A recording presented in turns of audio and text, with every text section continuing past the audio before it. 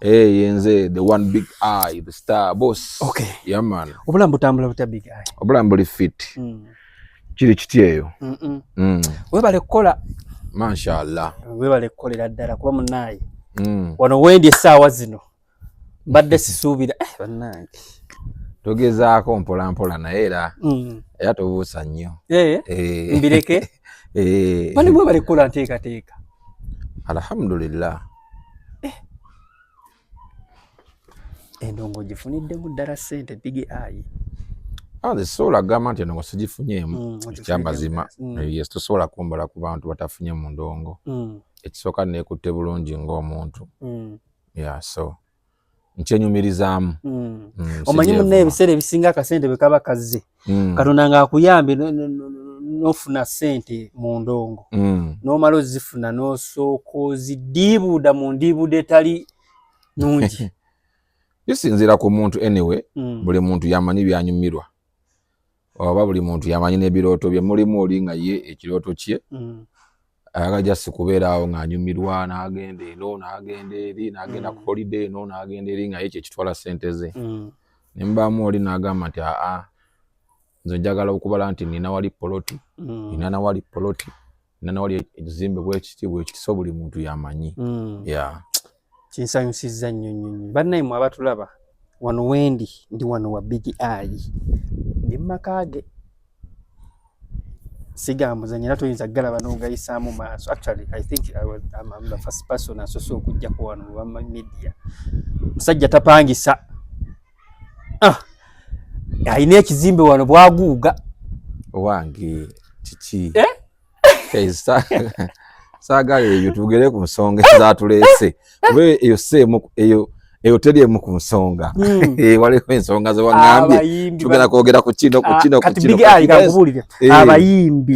Abayimbi batono nnyo abakoze enteekateeka ng'ate endongo baagikuba dda. Ng'akyapangisa ng'akyali muzibu. Naye thank God nti gwe munnaye Allah alina we yakutadde essaawa zino. Bajja kukola mpola mpola, omanyi buli kimu eba timing. Okitegeera eba ki? Eba timing. Ate bagamba nti nno zikusooka nezitakuva mabega. Okitegeera. And never say never still. Okitegeera. Okay. Well, kanyongera okuba nga nkulisaayo mu maziika ga mukwano gwammwe muganda wammwe Master Parrot. Bambi twavuddeyo wa Master Parrot. Weewaawo munne okuziika twalabe mwabadde mutandise okufuula politiko. Batya okufuula politiko batya? Nyini kuba twalabye ab'ekibiina ekyeru n'ab'ekibiina ekyeno nga bakola ki? Ng'ensonga zirabika zitandise okuba nga zisajjuka. Bonna baabaddewo okuva ku njuyi ez'enjawulo. Master Parrot bw'abadde nga abeera mukwano gw'abantu teyasosolamu nti ndi mukwano gwo nono siri mukwano gwe. So badde mukwano gw'abantu bonna. Era awo wennyini twakulaba mu kutuuka arrival twalaba nti wava gye wava nojja notula next to Eddie Kenzo. And on top of that n'omuwa ne kuhaaga n'omubuuzaako. Ffe abali eno emabega eno tulowooza nti big eye ne Eddie Kenzo enkolagana teriiwo, siina nsonga, tebalaba nsonga lwaki maybe oba wali omubuuzi era beewuunya nnyo. First of all, nze ne Kenzo tuli bakulembeze. Okitegeera. Tuli bakulembeze mu music industry eno. Alina gy'akulembera nange nina obuvunaanyizibwa era gye nkulembera somewhere. Okitegeera. So bw'osinziira ku kyaliwo, kati ndi mu kwogera ku kyaliwo. Bw'osinziira ku kyaliwo ffenna kyali kitukwatako. Twaviirwako omuntu eyali atugatta ffenna abakola omulimu gw'okuyimba. Okitegeera bulungi. Abakola omulimu gwaki? Omulimu gw'okuyimba.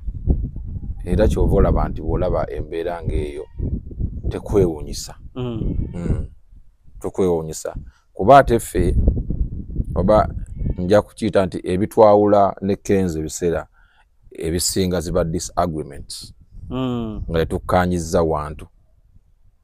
Okitegeera. Era bwe tukkaanyizza olaba nga tuli ffenna.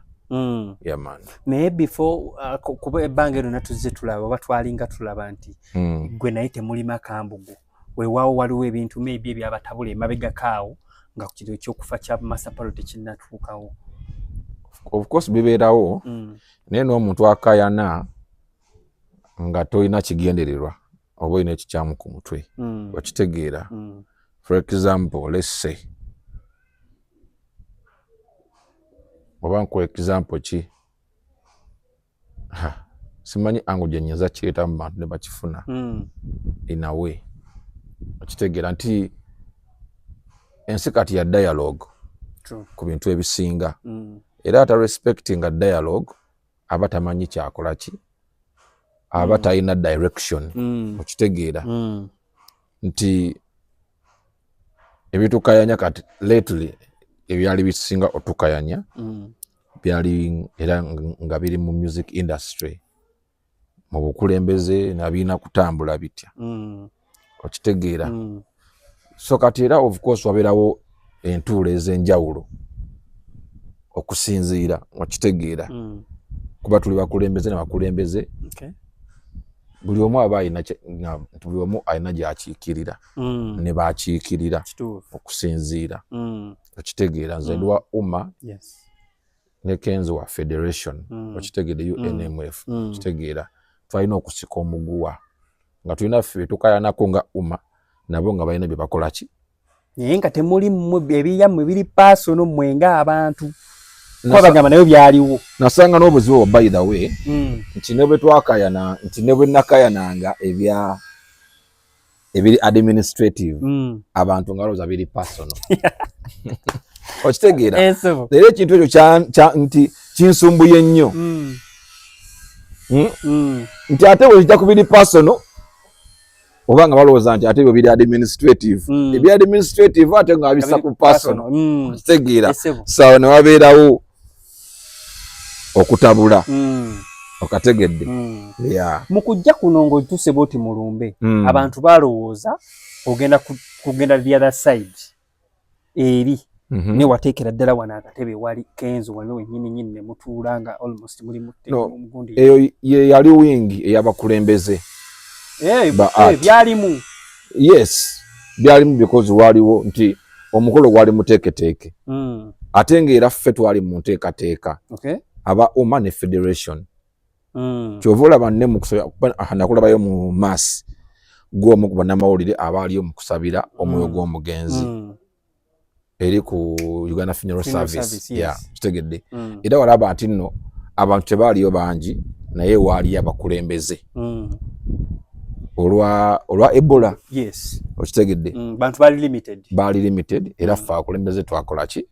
twaliyo. So eyo wingi eyali yabakulembeze bw'oba gyetegereza bulungi abagirimu abalala ndowooza bo bajjamu nga tebategedde ate nga tebasobola kubajjawo nga Misa Kisemakula era akakiiko kwatuula mu UMA oba mu Federation abo nti nja kugamba egyo gyemirandira gyaffe mu UMA ba Misa Kisemakula emirandira gyaffe giri nti zempagi kati bwe tutunuulira gwe ne Kenzo essaawa zino ekitegeeza obutakkaanya bwammwe mwe bennyini mwamala ne mubutereeza tewakyali mbeera yonna kuba bwe tutunuulira Big Eye wedda ebiseera bye yawandirangamu Eddie Kenzo kiraga nti maybe mwamala ne mukkaanya bwe nkuwandira ku nsonga n'ogikorekitinga lwaki nsigala nkuwandira ku nsonga y'emu kitegeeza nina ekiki ekikyamu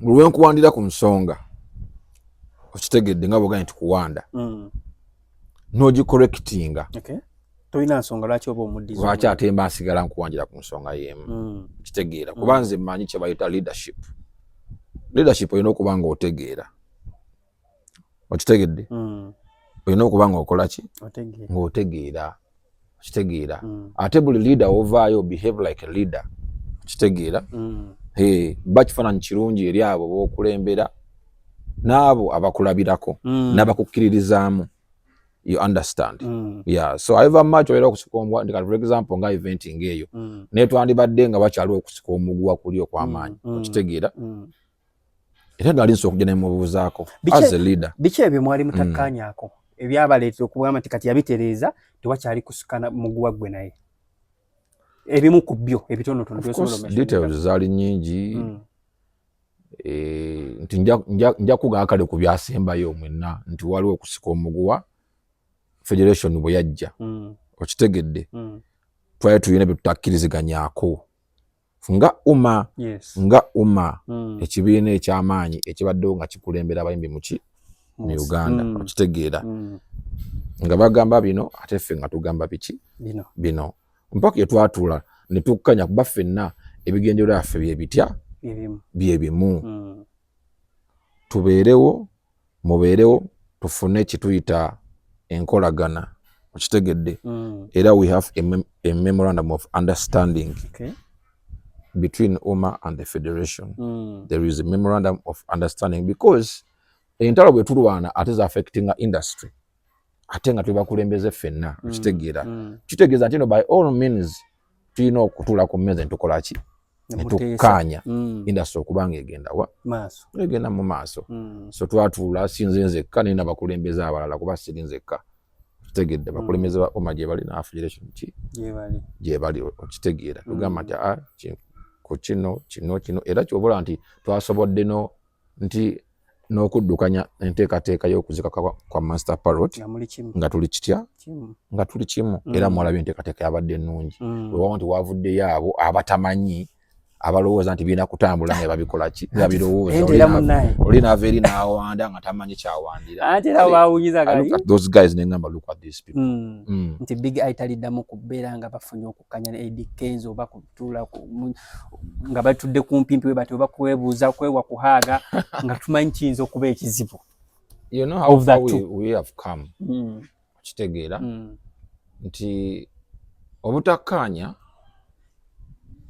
tebutegeeza bulabe oba tebutegeeza bukyayi si kyo kitegeeza era ekintu okusiga bukyayi kibi okategedde so obutakkaanya tekitegeeza bukyayi nti omuntu omusanga when you agree kitegeera when you disagree but it doesn't mean enmity nti oba temukkaanyiza muli balabe nti kasita omusanga mu kkono ogenda mufumita ekiso bw'omusanga ogenda mumutomera kati mufunayo that moment you and him mwekubira ku ssimu oba ne munyumyanga bintu byammwe jasi byakubeerawo bubeezi ne munyumyako awo mwatuukawo oba temunnaba kutuukawo singa abeerawo ensonga ey'okumukubira essimu olwaki simukubira oba singa naye aba n'ensonga ey'okunkubira nga lwaki tankubira aba asobola okunkubira so abasobola okunkubira kuba muneefe ebintu byetulaba twalowooza lwakuba katukwatagana nnyo ate ebintu ebiri administrative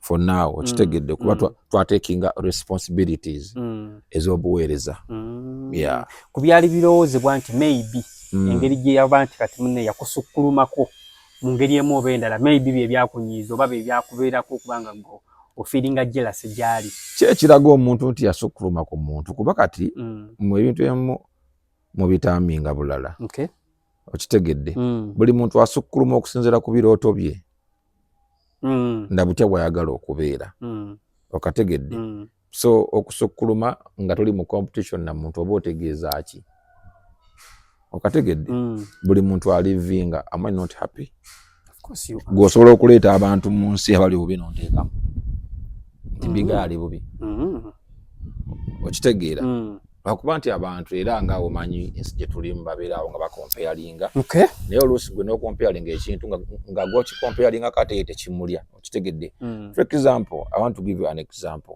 era abantu balekerawo okupima abantu omanyi nti waliyo omuntu avuga pikipiki n'alaba nga obulamu buteredde be bangi ne wabaawo n'avuga benzi ate naye nga alaba buteredde era ng'osanga wa piki ku makya agikeezezza ali mu kujoozaako nga tolina kyomugamba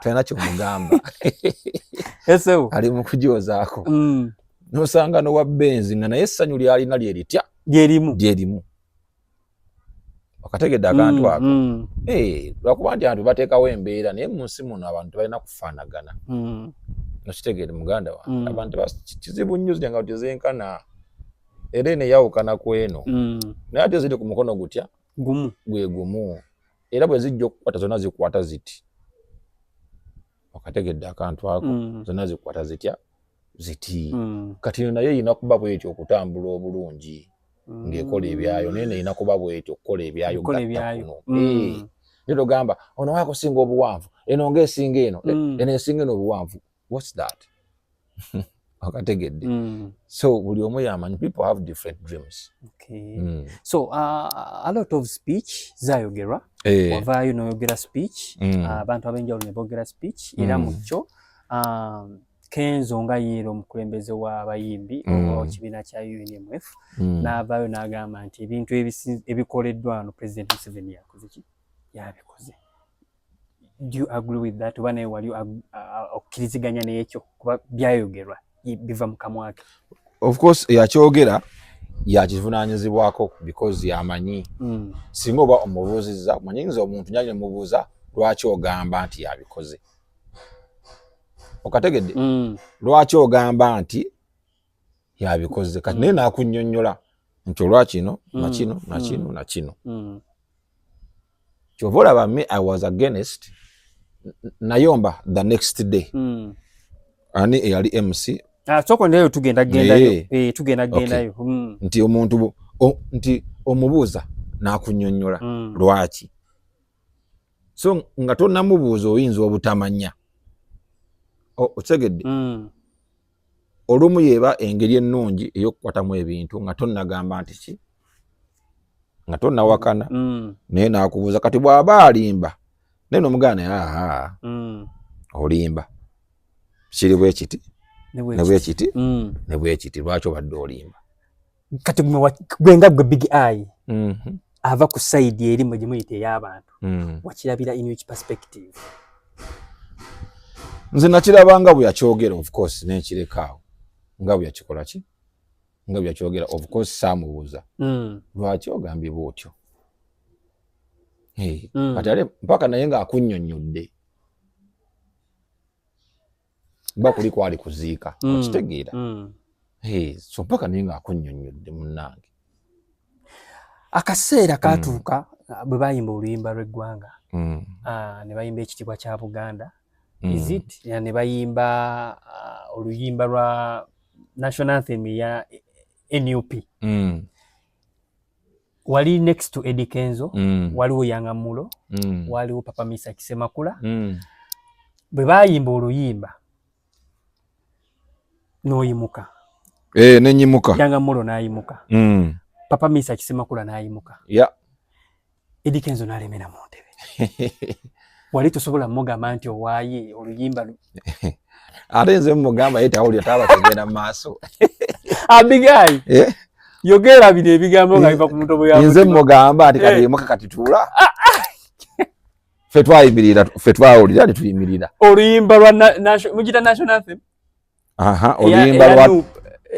oluyimba lwa tuliyambala enguli Papa Misa Kisemakula namukoona nakona omanyi nti anyooma Katonda omanyi nti oluyimba oluyimba mazika gyeruli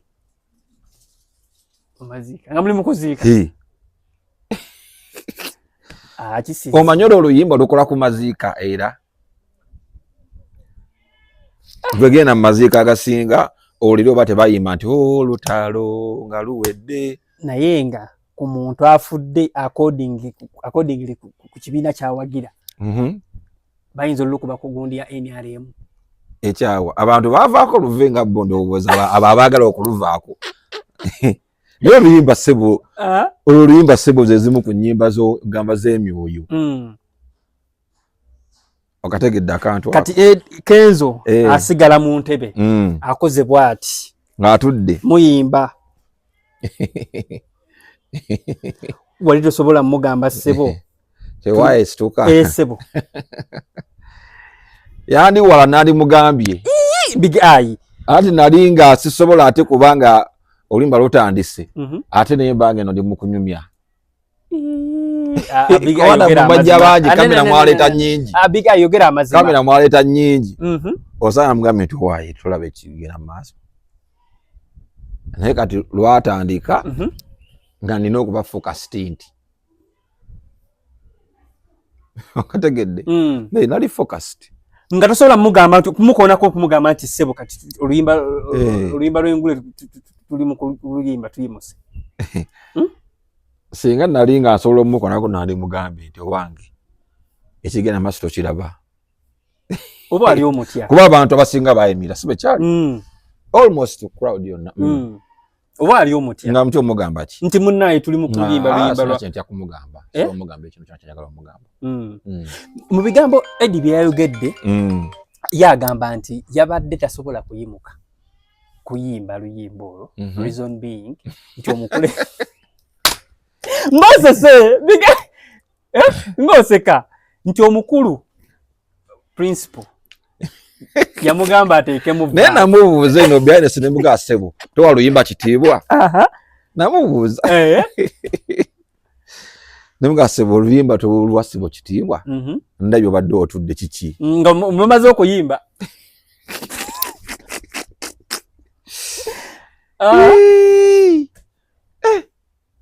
anyway ayinza okubanga obanga alina obuzibu kukugulu manyi bagamba Abigail totandika bibuuzo byabyo enyimba nti enyimba anthems wezitandika osobola osigala nga otudde singa oba olina obuki obuzibu like alina obuzibu ogambe wamubuuza n'akuddamu ki Abigail ssebo tobeera nnyo selfish ssebo buulira abantu ensonga kituufu omusajja oba wamugamba nti ssebo towa kitiibwa mu luyimba yakuddamu ki si kirungi kwogera muntu byakugambye naye gwe naye just ndowooza teyagala kuyimirira teyakirowoozaako nnyo kuba ate wamulaba bwe baali baleeta obubaka bw'omukulu yasituka n'agenda n'ayimirira si gwe gwali gusoseera okukola ki okubanga ayimuka gugamba musima yali afunyemu obuzibu ayinza okuba nga afunamu something mu joint mu bigambo bye yagamba nti oluyimba olwo principal yali amugambye ateekemu vaasi bwe yandirabye ate ng'ayimusa okuluyimba kyandibadde kirala ye omusajja oluyimba yaganda oluteekamu vaasi ate ayimirira ku ki ebyo twayimbawo tebyalimu vaasi anti yagamba oluyimba tuyimbako chorus yokka anti yalumusindikira mbu naye ateekemu ki vaasi yes mbu n'agaana bwe yali talina nsonga lwaki aluyimba ayimuka akole ki oluyimba olwo aluwa ekitiibwa era ensonga lwaki teyayimirira tonnalaba reply ye ng'ayogera olinga ayagala okugamba nti byatayimbye tabiwa kitiibwa bweyagamba nti byatayimbye tabiwa kitiibwa yagamba oluyimba ye tasobola luyimba lwa nsonga omukulu yali amugambye ateekemu vaasi n'agaana yabadde talina nsonga lwaki ayimuka ayimba oluyimba tuluyambala engule olwokuba teyateekamu vaasi akireka nange ninamu vaasi ninamu vaasi ate nze mmanyi kyogamba kati gwe yawagaa nti nateekamu vaasi yayimirira kati ate nze gwe kati ngoloza owa nsonga ki lwaki kuba mwali mwenna ojja kuddamu omubuuza alika yakoogedde bubi ndeba yakoogedde bubi ako era oluvannyuma lw'ebyo byonna twalaba nga ayimuse mu ntebe najja we mwali nga Mickey Wine Lubian Lee ali mu kuwa speech n'abeegattamu awo nga zo okubeerawo ku bubaka obwali buweerezeddwa omukulu okuva mu Amerika yali tasobola kubeerayo eri anti yajja agaaka agenda abeerewo wali ndowooza nga okugulu kuteredde era oluyimba lw'okuyambala engule lwe lwaggwa bwali kuteredde n'ayimuka mu ntebe yabi najja wali eri Nubian Lee we baali mwennaye mwali nga bali mu kubeera nga agenda kuwa obubaka bwa Bobi Wine obw'okusaasira n'avaayo najja n'abeegattamu awo temwatyamu kugamba omusajja Eddie Kenzo wa Firebase era kyova olaba yagenda neyegatta ku Firebase wali nze wandaba waawo omanyi nze saali waataawo kuba bali bayise Firebase. Okay. Nga yeri maaso wali era nga obubaka boyina okuyitamu nga Firebase weeri. Otegedde. Ate mulimu otuuka nolaba nga ogenda fuka kaasa bw'oyawukana ku mugendo. So kati teyagala naye fuka kaasa. Walabako moment gye yagoberamu ba security guards bagiraba? I saw it on media. Saagiwulira awo nga abagoba naye nagira ku media. Wadde naliwo naye saakiraba ekyo. Tiwakiraba? Naye nga nakiraba ku media nga bagamba is safe. Is safe. Naye nga era ekyo kiwe kirina okuba ngamba naye kwanti badde nti nokubagoba njaga security bakiyige zeka babere n'abange nkibagamba bwe tugenda ku occasion yonna however much you want to protect me give me distance. Otegedde bw'olaba nti ngenze mu bantu ab'obuvunaanyizibwa give me distance. You can look at me from the side oba ne muleeta oba nze ntera okubagamba omu yabansemberera so that bwe mba nina kyenjagala nsobola omugamba nti kino kiri. Naye si security yonna kujja kwetooloola ng'oli awo. So kyali kirungi era bwe kirina okuba takikyusa omulundi omulala they don't even have to come close. N'ab'emmundu let them be on the side. N'ab'emmundu be yali nabo bonna kababeere baani. Security y'omuntu si kubeera ku muntu kukitegedde ng'ayinza n'okukulinnya ate kyetaagisa. Era nsaaga security kunsemberera nnyo era nze nsiba mbagamba wange tonsemberera nnyo utegedde mbakuba obukokola olumu gwe security mbakuba obukokola nze kuba bunogo wange nga bagera nga musimbye utegedde tonteekako nnyo. Well kati twagala otubulye this moment gye wavaayo gwe n'olaga nti omukulu eyali MC w'omukolo ogwo omwami Kayemba Solo. Kayemba Solo watuuva ku ki okutegeeza ogamba nti yakulabisa coincidence ene gyetya? Kayemba Solo akyamuka nnyo namulaba. Kayemba Solo alina okulekerawo okukyamuka. I don't know where he gets the excitement from. Nze mwewuunya ku bintu emukati awo namwewuunya nnyo Kayemba Solo oyo. Kuki? Nzize njogedde mpadde speech. Sebo nze ndi mukulembeze. Ate besides that, I'm a responsible person. Recently I've been contesting nga MOP. Yeah. Sikyali ku level yogera bintu bya kisiru. Sikyali ku level yogera bintu nga sibiinaako wino. Nga sibiinaako proof. Maze okuwa speech. Neebazizza abayoganda nti njogedde ku bantu bonna ne neebaza abayoganda funeral service. Nentegeeza abantu enkolagana ya gyeyina ne funeral what? Service. Okitegedde? Awo mukuziika. Because I gave a speech on behalf of Okitegedde, Uganda Musicians what? Association. Okitegeera. Nentegeeza nti era twasobodde okubakwasaganya olw'enkolagana yaffe eriwo. Okitegedde kuba ffe batucharginga on a discount. Nga Uganda Musicians what? Association. Nti omuntu yenna nga member waffe. Okitegedde?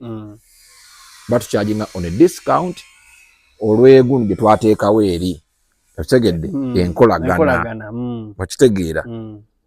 Etaali ya bigambo ensayining. Okategeera? Nti ekyannuma mmala okwogera byonna ebyo naye ngamba nti mbakubireko mu ngalo ez'amaanyi. Maliza speech ajja asangulawo nti bannange Uganda Funeral Service Federation eyagikoze eki? Yagikozeeko. Okay. Tekyandibadde kibi okugikolako because twakolagana nayo. Naye ekituufu kiri nti yagikola ki? Kuba twalondako emirimu buli omu gy'agenda okukola ki? Okukwasaganya mu kuziika. Ttiimu twazigatta. Okitegeera? Ttiimu twazikola ki? Twazigatta.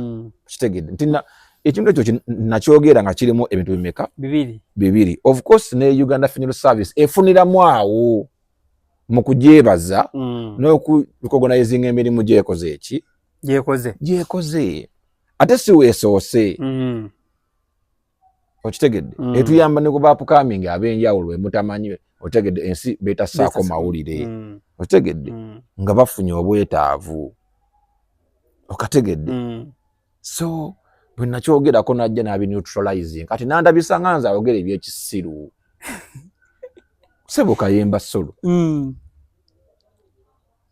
simanyi bagguba okwata omuzindalo you get excited kuba nakwewunya bw'oba tokitegedde sooka obuuze nga tonneewamu bintu bya muntu mazzi genda obuuze omuntu kulevu nga nze gye ndiko bwe njogera ekintu mba sikyejja out of the blue you understand sooka weebuuze and then you come and clear the air if kyenjogedde kikyamu but after me speaking giving a good speech otegedde buli muntu gye appreciatinga then you come no neutralizing byenkoze eki benjogedde that is disrespect I don't deal with disrespect in any way kyekyakunyiiza me my problem is when you disrespect me I even disrespect you twice nsobola I can disrespect you twice. If you kubanza don't do disrespect ndwawo I cannot just come and disrespecting omuntu era nze no disrespecting omuntu nga ndaba kinnuma okitegeera kati when you disrespect me mba njagala ate nze nkubiseemu kumufiirako bufiizi okitegeera musaasiramu kali nti anyway is the former honorable anti nemuwamu kakati era keka nesinga oyo nawulidde bubi nnyo sobola njogera mawulire bandikosegedde njogedde ebintu nti ngambye nti twakwasaganyiza nabo olw'enkolagana affe gyetulina nabo nga uma okitegeera kuba ebyo ebintu ebyokuboogerako nabyo twabisayiningira byali mu agreement. Yes, definitely. We have to recognize them, give them mentions. Goals and songa kigejawa. Kuvayo na ayagala sangu. Songa jawa, just ali informed. Yewe yagenda nabukira omuzindalo, yalowooza nti yakoze byonna era amanyinyo gye byavudde. Neggo wali wogwa atandika ekintu akigoberera okuva gye twasabira omwoyo gw'omugenzi. Wakitegedde. Ekyannuma nga ne sente za funeral service kankulabeko wahagwa n'abuulira abantu nganze kennyini zavudde ku kye ku ssimu yange okitegeera kati kyekyo nonenga nayo n'omusajja era ne ŋŋamba mwami Misa ki ne mugamba anko omusajja wo simanyi kiki kyaliko bajjukira bo baakola akakiiko ne naffe twalina akakiiko akaabituusa emwabisangira tegedde ate kaali opening nga buli omu olina okwegattako kuba twali twetaaga collective efforts kitegeera ono akoze kino kuba tebibeerako ebyo si byakweraga buli alina contribution asobola okujja n'akola ki contributinga okitegeera but si bw'omusajja yajja naye somako don't read the figures okitegeere because this was a deposit okitegeere naye nga figure nene yiyo figure nene yiyo zagenda ku gundi ki Uganda Funeral Services Limited. Thank you. Ino na namba ya kitongole merchant. Wali mutufu otabuke kitufu. Okitegeera kati umuntu yoge nga tabinako information yonna. Kyekyanuma. Abantu bati nti bwagenda maaso nga tubwa chance okugenda bweba. Tubagenda kwonona ebintu. We are trying to unite the industry. Omukolo gutambudde bulungi. Kitegedde. Buli part kubajukira nti nti party yali mu umma ate nga ne confederation are representing okitegeera and of course now we are together to assigning something okitegeera we come together on different issues on different matters okitegeera you've seen the message njirabi and the big money okitegeera it's a big amount okitegeera naye omuntu najja n'ayogera ebintu ate nga nze awo tewali kwewaana sisobola kujja nga nze just kwewaana bw'oba nti nvimbewo nti nzize nvimbewo neeteeke mu butala kati gwoba ebintu okyabitwalira ku level eyo sebo ankosolo okitegeera sebo obadde mu parliament weise ng'omuntu ali mu parliament the way you handle issues tomala gava eri okitegeera and omusajja the same man disrespected King Michael yajja. How? He disrespected King Michael. The King Michael yangamba okitegeera because I was saying King Michael ngajja omanyi yamugamba nga zo boy okitegere yamugamba nti no naawoze wali ogaba invitation kubajjaawo oyina invitation zo agaba ku bantu naawoze yali tamusuubira ku bantu bagenda kujja kuziika naawoze gwe bandi bali osuubira okujjaawo. No, that is very disrespectful. Ate in a very arrogant way. Okitegeera in a very disrespectful way. Now come on. Kigambo kinene. Come on. Ebintu bingi. Oyinabo wa invitation okujja okuziika. Mulekerawo okwagala relevance mu bintu ebiteetaagisaamu. Awo twali mu nnaku abantu bali mu kunyolwa. The industry was mourning. Okitegeera. Nti Master Parrot mumulaba, but he's not a small person. He has inspired many. Okitegedde zijukira mmire nze olunaku nasooka okulaba Master Parrot oyo nena kyali wange eyamondaga kuba ali ng'agoberera nnyo Firebase ebiseera ebyo najja ebwayisaawo ku Lions Club. Kitegeera nga tukyasoma nga tukyasoma kitegedde twagenda nga mu kadanki nga zo okuyimba Transday nga bajjanga ne bayimba Transday naŋŋamba owange oye Master Parrot kyali wange bamuyita hard disk omanyi nga ye duwara gasonga agoberera abakuba dancehall nagamba waye Master Parrot yoyo ng'ali mu nsonda bwati n'obuviiri bwe ayimbiridde nga manyi nti artist asobola okujja n'ababeeramu awo nga temumanyi nga yeekwese paka bamwameka obwedda ali wano nga mwadde microphone mutegeera nti obwedda ayimiridde wano so nagamba ne mutunuulira nga buli sekendi bbiri mba mutunuulira ndabe kyaliko omanyi omuntu nga yegomba abayimbi because oyagala kubeera muki oyagala kubeera muyimbi bagambye omuyimbi wuli jogo wuli obuwulizi nti ali mu Firebase okitegeera nembeera bwe nti nga mutunuulira olaba embeera biki so kati gwe bw'ozannyisa inspirinze abantu bangi gwe tomulaba nga bw'olowooza nti biki so ffe okujjaawo tetujja ffa ne bye twogera tetubyogera ffa kitegeera si kinyumu ekyo tekyali kinyumu kitegedde gwe olwokuba okutta omuzindaalo olowooza olina obuyinza bwonna okitegedde mulekeraawo okwewa entitlement ezisusse kitegedde mu respectinge bannammwe ne woba ggwe ali mu kurunninga program nga kalabalaba okitegedde waliwo n'abali mu ffumbiro si ggwe aliyo okategedde waliwo abali mu ffumbiro waliwo n'abali mu mochale oyo amanye engeri gye byatambulamu byonna kuva mu mochale biki dasino amanye ne sooti gye bamuziikiramu gye yavaayo naye olw'okuba nti agenda mu lumbe mu vuvigirwa eri ekiwaatule ne bakolamu awo agundi which was okay kitegedde which was okay because twagala buli muntu ng'ali involved era nakyogera awo nti this is good bw'ogenda mu speech yange okuba nga abayimbi tukwatagana bwe tuti nti ne tubeera ffenna omuntu omu ku nsonga zitya bwe ziti nga waliwo omutawaana oguguddewo ne tujjawo n'enjawukana zaffe ate gwe oli mu kuyiddamu era kwawula kuteekawo bintu byakusika muguwa bye tugezaako okugjawo nze olaba isit nekenze ku platform etya emu okitegedde olumu mba nina ekifaananyi kyenjagala okulaga okitegedde mu industry because industry yaffe mugiraba ekkirira bro ebimu kubikkiriza industry era mulimu n'okweyawula ki yawula okitegeera era wenyi twalaba abamu abanupu mwatuula eri abamu ne basigalayo eno aba NRM ne batuula eno kwegamba ne musalawo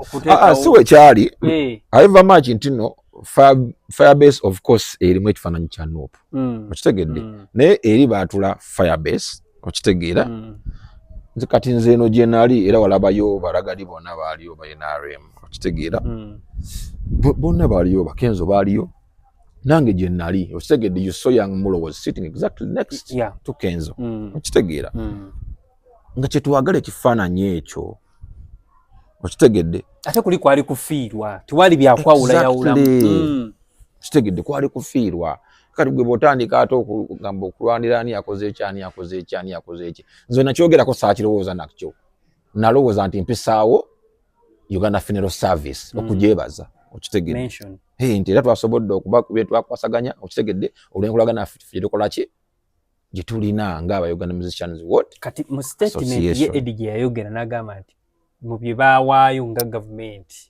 President Museveni bye yakola byali bya kuba balaga nabo baali part of federation nayo yali part of the arrangement. Naye ng'ebisinga bivudde wa mukulembeze wa ggwanga. Ekyo kati kiki? Era n'agamba oba mwagala oba temwagala. Okay, nti kati buli omu yamanyi gy'ajja ebiki ebibye. Ekyo ffe nze tekikola ki tekinkwatako. Otegedde ffe twatula mu lukiiko twatula UMA and Federation. Okitegedde? Twatula UMA and Federation. You handle this, we handle this part. Okay. But Charlie, let me show you something also. We even made a special forum. A special forum? For that funeral, let me show you. A special forum, you know. Edi coach, someone. Matters, Wow, Bambi. No. So the heading master Parrotis Vigil. Yeah, onyakola mjasika sparing era uchegede. Master Parrotis Vigil. Eno si group.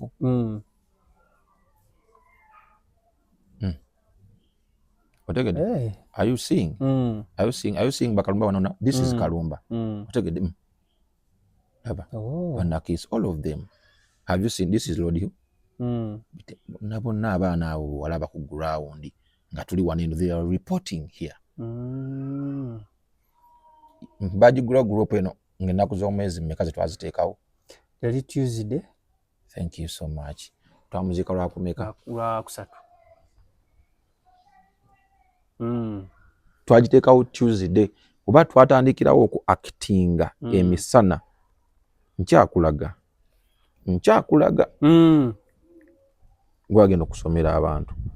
Abantu baddeyo ne bajagala okunafa efforts z'abantu. Tegedde. Ate simbo nkakasa nengezaako okulaga nti nno abantu boogera ebintu bye batamanyi. Otegedde. Nagamba ki wano njagala osomera abantu nga bawulira. Ziri sawa mmeka zino? Ziriwa? Zino sawa mmeka wano ku message? Sawa 5. Ezekiro. PM. Ndowooza Parrot yafa ku sawa ndowooza era nga ziri wakati wa twafuna amawulire 3 awo 4. Ku sawa 5 wano. Immediately nga nfunya amawulire nagamba ki? Wano wansi? Tandika zino ezange zinasindika. We are going to work hand in hand with Federation. Madam Fina Masanyalaze n'omutaaginga wali. I remember like Parrot subscribed to UFS program for musicians. Awo nga mwa directive era namane mukubira ne mugamba execute, call them. USF Uganda Funeral what?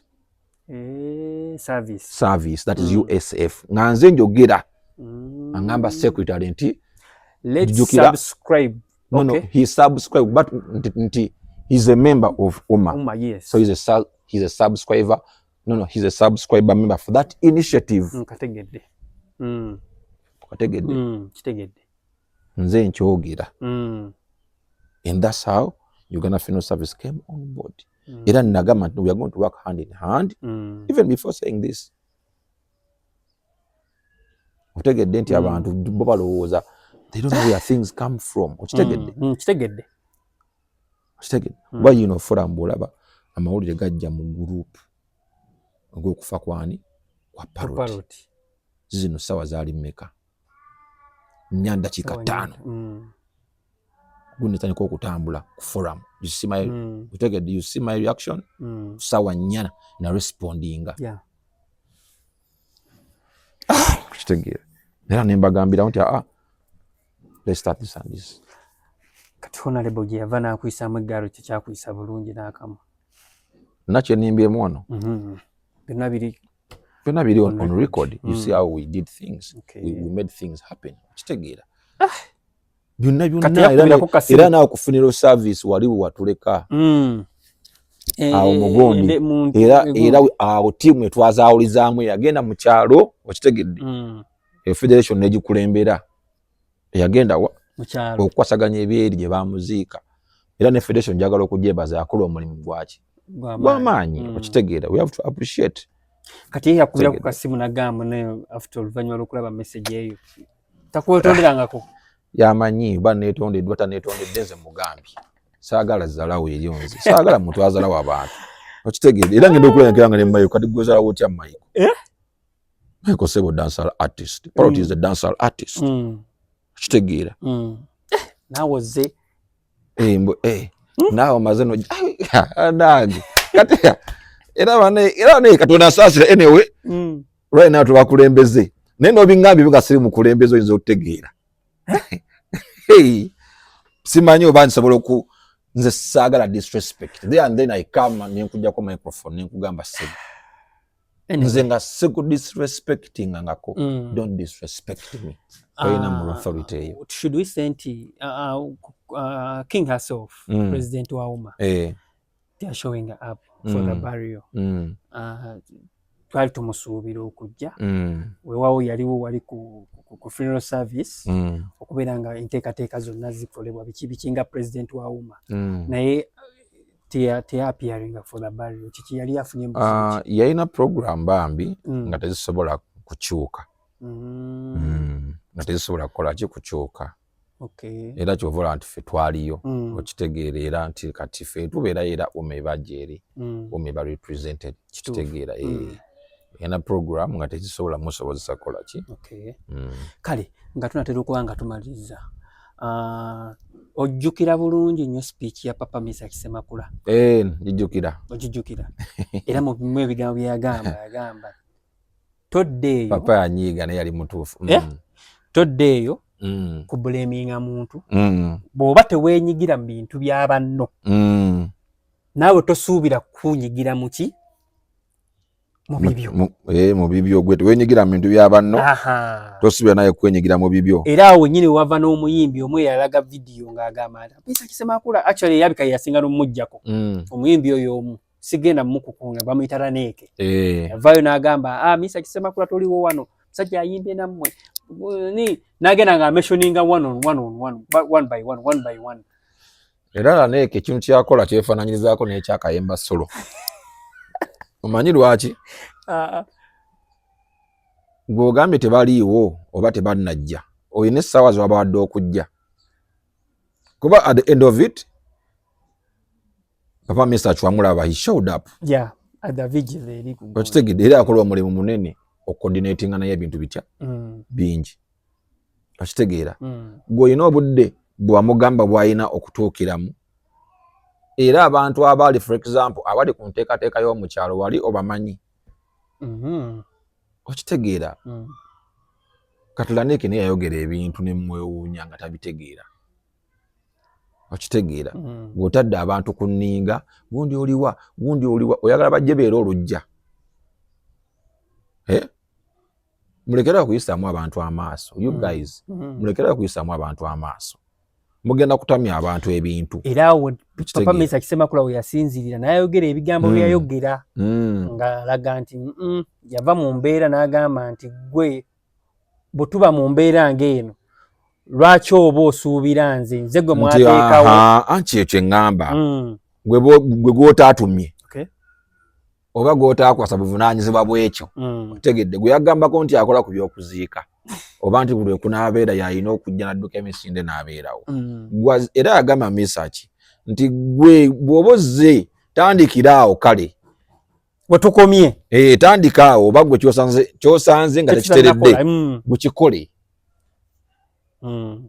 okitegedde gwe gw'otaakiwa lwaki oddawo n'omuleekaanira bana intaneti eno mwe muleekaanira abantu otegedde mugenda kujja abantu abamu miki mu bintu abantu balina ebityo those people have families okitegeera they are responsible ebintu ebimu bajja lwa buntu bulamu I'm telling you so kati abantu ate babeera abantu balamu ennyo temubalinnyirirako I so many people awo nga atunuza emimwa gyabwe mu bantu okitegedde I saw MC Cuts naye ali awo agamba a lot of people excitement eyo mugirekera awo Bassebo ne bannyabo okitegeera mulekera okwetikka abantu okitegeera ate mulekera okutikka obuvunaanyizibwa bw'abantu ne mubuvunaana ku bantu okitegedde nti oba ono ali bw'ati olw'okuba gundi how omuntu yenna ng'ali above 18 yaba avunaanyizibwa ku bulamu bwe okategedde naye abantu balina ekintu kye bavuga nti abantu abamu olw'okuba nti babeerako ne gundi balina okumubeerawo n'okulaba obulamu bwe bulina kubeera butya.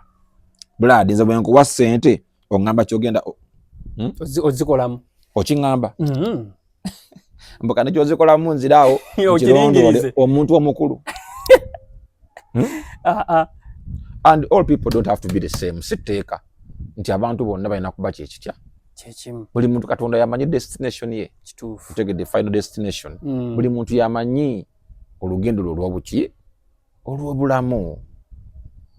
Tulina endowooza za njawulo n'emitwe gya njawulo.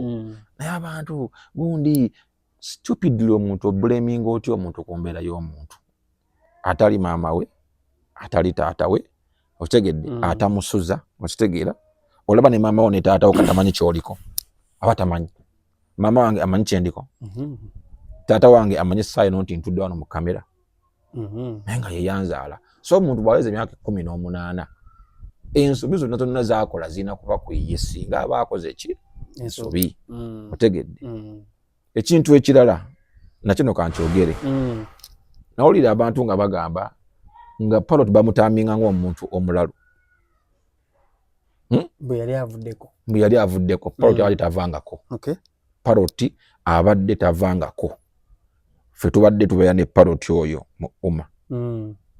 Naye ng'omanyi omuntu ng'anywamu abaako moment okitegedde ng'akooyeemu.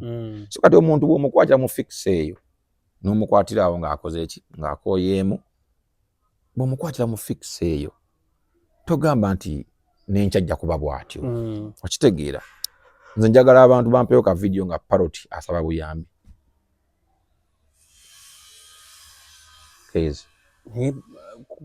Gwakalabako? Not really. Sikalabangako. Naye okusinziira ng'erabogana abantu bwe babadde nga bagamba nti abadde mu mbeera y'okubeera nti yeetaaga buyambi naye nga tewali amuyamba. Nga tewali amuyamba batya? Gwe buli muntu agenda okuyamba omuntu amale kukubira simu nti nnyambye gundi nti ngenda kuyamba gundi. Oba nfuna omuntu okuyamba omuntu. Mwawulidde amaloboozi for example. Mwalabye amaloboozi ga His Excellency Kyagulanyi okitegedde. You saw him okitegeera. Mpozi mu by'okuyimba tumuyita His Excellency Bobby. Tumuyita Bobby. Baka tuli mu byakuyimba. Tuli mu ndongo. Tuli mu byabufuzi. Tuli mu ndongo. His Excellency. Okay. Mwalabye amaloboozi ge yakoze eki? Ge yaleese. Ngalaga nti nno era badde communicatinga nani? Ne Parrot. Yagambako nti kati ngenda communicatinga naye. Singa teyagaleese wantegedde nti abadde ne Parrot amuweereza obubaka. Bati abamu bagamba nange yamulekawo. Sigamba nti avunaanyizibwa okumubeerako. Otegedde? Naye era yakulaze nti nno kye they have been communicating. Kati gwe atali informed. Gwe alowooza nti abantu bajja kureportingira buli mbeera gye batambuliramu buli ono akyalidde ku gundi akubidde ku gundi akubire onawaddeyo gundi kino. They don't have to call you. So abantu bakyuseemu temubuukira bantu mweddeko olw'okuba you have a phone ne data ozogenda kuddaawo bakisusiza nnyo. Obuukire buli muntu. Obuukire buli muntu. Abantu abakoze ebintu ffe abantu bakola ebintu abantu beewadde okukola ebintu mu industry. Nze n'abasajja saagala ku industry gambako kigambo kyonna wano. Bamisa kyabo Basiliva Kyagulanyi abo kitegeera babaddewo nnyo mu by'okulwana industry eno okitegeera babaddewo bangi ennamba ewera babuvunaanyizibwa kitegeera babeera na mu background bakola ebintu okitegeera babeerangalanga people should change man. Parrot abadde ategeera si mulalu just bamukwata vagaranti ng'akooyeemu mu kavidiyo n'abaako byakola ki okitegedde byayogeramu ng'omuntu era omuntu yenna ng'omukutte akooyeemu. Abantu basinga abanywa balina momenti ezo nga bakooyeemu nemulaba nga ab'ebitiibwa okitegeera. Naye Parrot musajja badde mugezi omusajja asobola okumenya ensonga. Nze mbadde mumanyi ku ekyo ffe twali tubangane mu Uma nga the way he reasons omwewuunya nange namwewunyiza mu Uma nali simumanyi ng'omuntu nga paroti ebintu ebirimu okutegeera okungi omulaba nga atabitegeera nga musaba bano okumusa ntwaye tusaba oddemu omenyeremu abatabitegedde alambulule nga bamutaage nga please paroti jangu otumenyeremu ku kiwandiiko kino tulabe najja ku forum natandika ba tulina forum fenna kwetuli abayimbi fenna kwetuli kitegeera so kale tetugenda kubanga tusukkakaawo atweyanza nnyo big lwaki osukkawo nga teogedde ku luyimba lwange olupya kubanga era mbadde njagala dansi lwakoze ne ba triple dansi ne Ghetto Kids oluyimba olw'amaanyi omanyi nti nno olwo oluyimba zezemu ku nnyimba ezigenda okubwa mu kisaawe ku semi-finals eza World Cup lugenda kukubwa sigenda mbu ngenda ku luyimba biki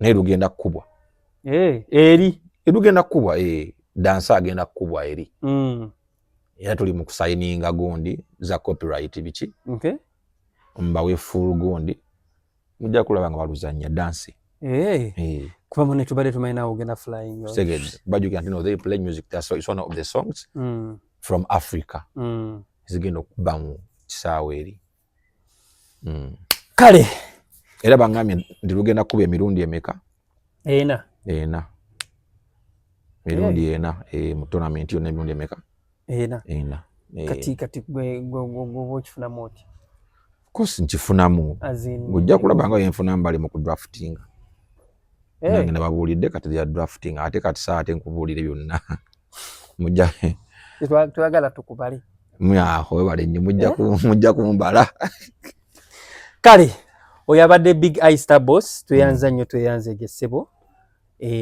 oyo mukulembeze muwuma ssebe atula kakiiko kali akaba top ngera bwe muwulidde ensonga ze jabasaba mugende ku YouTube channel yange mu subscribing mu sharing mu commenting atanyiza ensonga lwaki yavaako okusobola okubeera nga atabukira omukulu yali former honorable manager wa Rema Namakula Mwami Kayemba Solo disrespecting tadiringa na bintu bya ku disrespectinga muntu ensonga zezo naye nga thank you so much until we meet next time.